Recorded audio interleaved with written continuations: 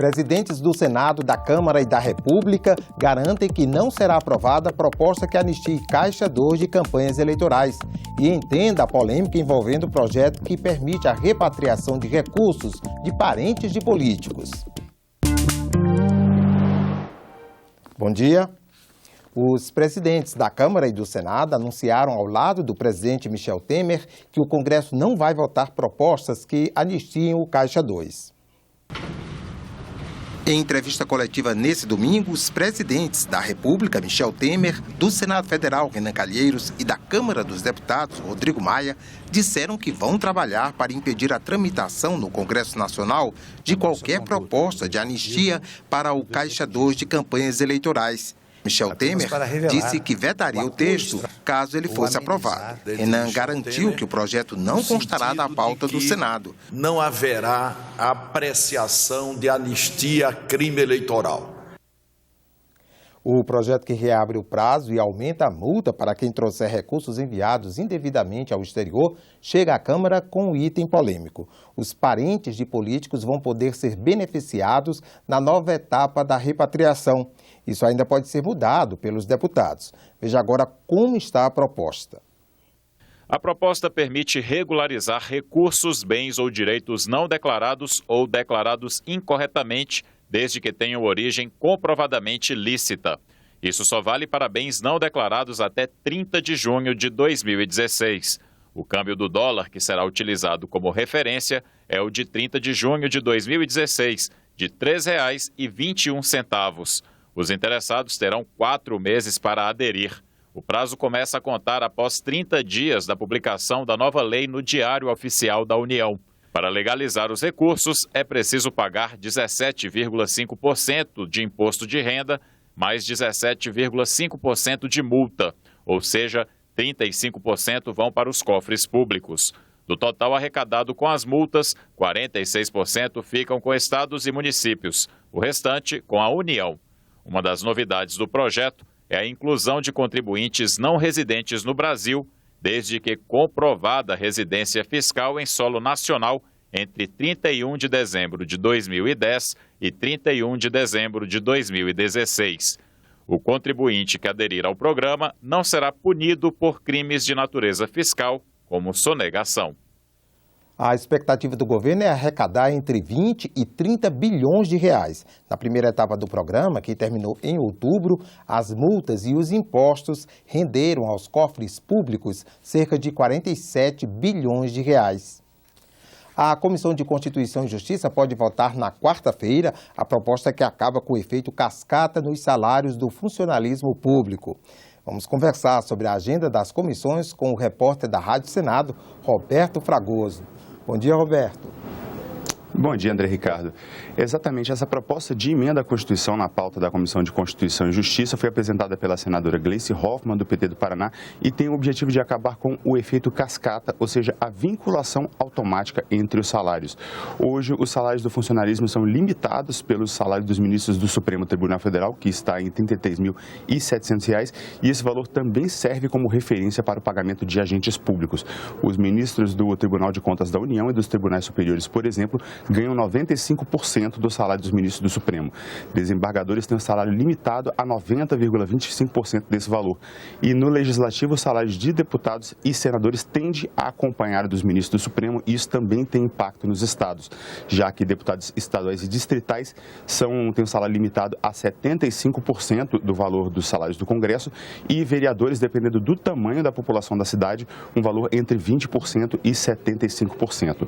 A PEC, inicialmente, ela previa que cada agente público precisaria ter a aprovação de uma lei específica para ter um aumento, mas o relator Vicentinho Alves, ele sugeriu que no caso do Ministério Público e da magistratura, por exemplo, além da Defensoria, esses salários eles possam ser reajustados por atos normativos, ou seja, decretos, resoluções e portarias de cada órgão.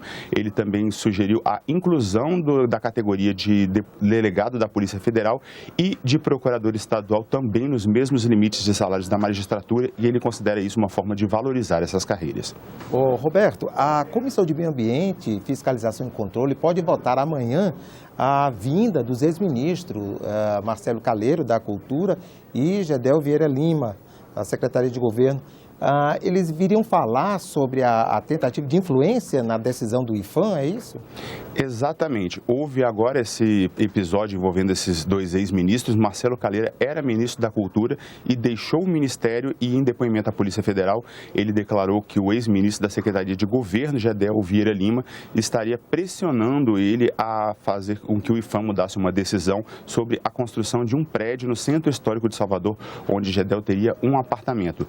E depois que revelações de que Calheiro teria gravado conversas com o Gedel Vieira e, inclusive, com o próprio presidente da República, Michel Temer, tratando desse assunto, Gedel Vieira Lima também deixou o governo Temer. Portanto, o senador Humberto Costa, do PT de Pernambuco, apresentou esses dois pedidos para que os ex-ministros venham aqui ao Senado falar sobre esse caso, dessas denúncias. Também o nome de Calheiro volta a aparecer na pauta da Comissão de Assuntos Econômicos de amanhã, porque está na pauta uma indicação dele para a presidência da Autoridade Pública Olímpica. Essa indicação foi feita por Michel Temer em agosto, portanto, quando o Marcelo Calheiro ainda fazia parte do governo. E também está na pauta da Comissão de Assuntos Econômicos um projeto que trata da repartição de recursos entre os estados. Nós podemos conferir os detalhes de uma entrevista feita pelo repórter Tiago Tiburcio. O projeto beneficia os estados que estão com dificuldade até para pagar salários, quanto mais honrar as dívidas que têm com a União. Sobre o assunto, eu converso agora com o consultor legislativo do Senado, Ronaldo Pérez. Ronaldo, esse projeto beneficia os estados, mas também exige contrapartidas, não é? Olha um pouquinho sobre isso. Quais são os benefícios e as contrapartidas? Bom, o projeto apresenta 4 benefícios aos estados. O primeiro é a questão da extensão do prazo de pagamento das dívidas por até 240 meses. O segundo benefício é a redução do valor das prestações dessas dívidas durante o período de 24 meses, sendo que entre julho e dezembro deste ano o não pagamento será integral. O terceiro benefício refere-se ao parcelamento das parcelas não pagas dessas dívidas durante o período de 24 meses, relacionados aos mandados de segurança concedidos pelo STF em relação à tese do anatocismo, que é a cobrança ilegal dos juros compostos sobre as dívidas. E o quarto benefício é a possibilidade de refinanciamento das dívidas junto às instituições federais públicas com recursos do BNDES. Então, consultor, quanto que os estados deixariam de pagar à União com esse projeto? Bom, durante o período de 3 anos, os estados deixariam de pagar um montante de 50 bilhões. Em 2016, eles deixariam de pagar 20 bilhões, em 2017, 15 bilhões e em 2018, 15 bilhões. Agora, o relator do projeto, na Comissão de Assuntos Econômicos, apresentou o seu relatório e, pelo que nós sabemos, tornou o projeto um pouco mais rígido nas contrapartidas dos estados. Como é que se dará, então, essa adição? Bom, as contrapartidas resgatadas, elas objetivam suspender as contratações de pessoal durante um período de 24 meses, ressalvadas as reposições oriundas de vacâncias e aposentadorias dos servidores das áreas de educação, saúde e segurança. Consultor, existe também uma pressa dos estados em aprovar esse projeto. Por quê? Bom, os estados, principalmente os estados de Minas Gerais, Rio de Janeiro, São Paulo, Rio Grande do Sul e Alagoas já estão usufruindo dos benefícios das dívidas, porque eles estão deixando de pagar os valores das prestações devidas à União. Mas os outros estados, principalmente os das regiões Norte, Nordeste e Centro-Oeste, precisam de que o projeto seja aprovado o quanto antes para que eles possam usufruir dos benefícios oriundos da renegociação das dívidas com recursos do BNDES. Ok, consultor Ronaldo Pérez, muito obrigado pela sua participação. Lembrando que o projeto está na Comissão de Assuntos Econômicos e pode ser votado já na próxima terça-feira. Cresce o número de inscritos no canal da TV Senado no YouTube. A marca dos 100 mil foi atingida em agosto e a TV ganhou uma placa comemorativa da maior plataforma de vídeos da internet. Levar o Senado Federal ao cidadão, permitir que a população acompanhe as atividades legislativas. Para isso, surgiu a TV Senado. Com a internet, ver televisão ficou fácil. Nem é preciso ter televisor. E se perder o programa, não há problema. Você simplesmente pode acessá-lo em casa, onde quiser, a qualquer hora. Mas nem todo mundo sabe disso, ou sabe como. Na verdade, eu uso mais o canal da TV Senado, né? Mas o YouTube eu não conheço, mas também vou ficar curioso para observar. Se é ligado ao Senado, eu quero saber. Sempre acompanho, porque senão como é que você pode opinar, né? André, então como se faz para acessar a TV Senado pela rede mundial de computadores? Pois é, Andressa, e quem explica pra gente isso é o Adolfo Marques. Adolfo, como se faz para acessar a TV Senado pela internet? Além da página da TV Senado, você também pode acessar ela diretamente pelo canal do YouTube. Hoje nós temos a possibilidade de transmissão de até 8 eventos simultâneos e também toda a programação da TV Senado está disponível para o usuário que quiser assistir. Uma comissão que é de interesse do telespectador, que não está no momento na TV, ele pode migrar para o nosso canal no YouTube, que ela vai estar sendo transmitida lá e ele pode assistir tranquilamente. Seja tablet, celular, né, seja Smart TV, tudo está disponível hoje por causa do canal do YouTube. Por ele estar no canal do YouTube, ele fica disponível em todas as plataformas. Em agosto, o canal da TV Senado no YouTube deu um salto. Durante a fase final do processo de impeachment da presidente Dilma, a TV foi parabenizada pelo YouTube com a placa comemorativa. Bom, em 2016, com toda a movimentação política que aconteceu no país, o brasileiro resolveu se interessar muito mais por esse assunto. É natural que procurar a TV Senado na internet, na nossa página e também no YouTube, seja o caminho para ele ter a informação mais correta, né? Nesse ano nós tínhamos, no começo do ano, cerca de 45 mil inscritos no nosso canal e durante o processo do impeachment no mês de agosto nós superamos a barreira de 100 mil, né? Hoje nós já temos, no dia de hoje, já quase 138 mil inscritos, então esse crescimento não parou, o interesse continua. Depois do processo de impeachment veio um novo governo, novos desafios, novas discussões políticas e isso tem ajudado bastante no crescimento do YouTube. Só em agosto foram mais de 300 milhões e 500 mil horas de transmissão e 901 vídeos publicados pela TV Senado no YouTube. Em média, cada internauta ficou por 20 minutos em cada acesso.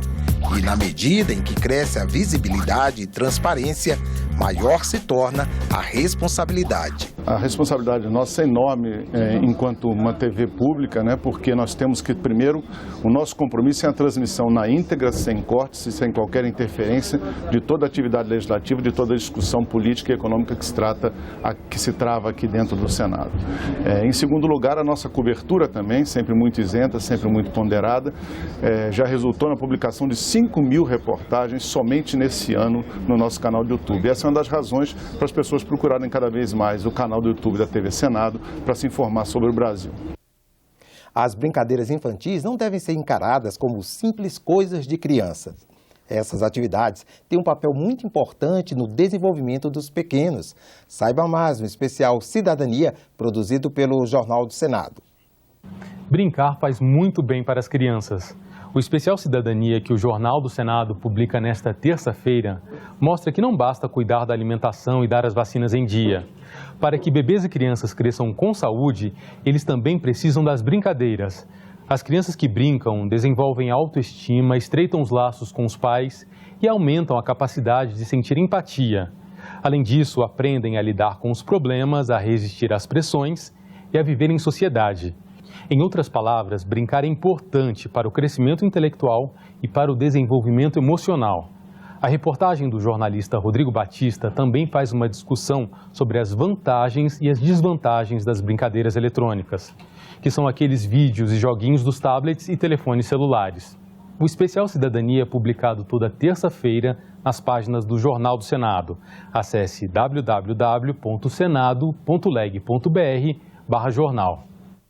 Foi publicada hoje no Diário Oficial da União, lei aprovada recentemente pelo Senado, que muda o Código de Processo Civil para garantir direitos à advogada gestante ou que esteja amamentando, àquela que adotar ou tiver filho e ao advogado que se tornar pai. A isenção de ter que passar por detector de metal, vagas em estacionamento e suspensão de prazos processuais são alguns desses direitos. A Comissão de Direitos Humanos realiza hoje audiência pública sobre os 50 anos do Fundo de Garantia do Tempo de Serviço, FGTS, e a situação atual. A reunião está marcada para as 9 horas da manhã. Você acompanha outras notícias na nossa página do Senado na internet ou ao longo da programação nos boletins do Senado Agora. Obrigado pela companhia e uma boa segunda-feira para você.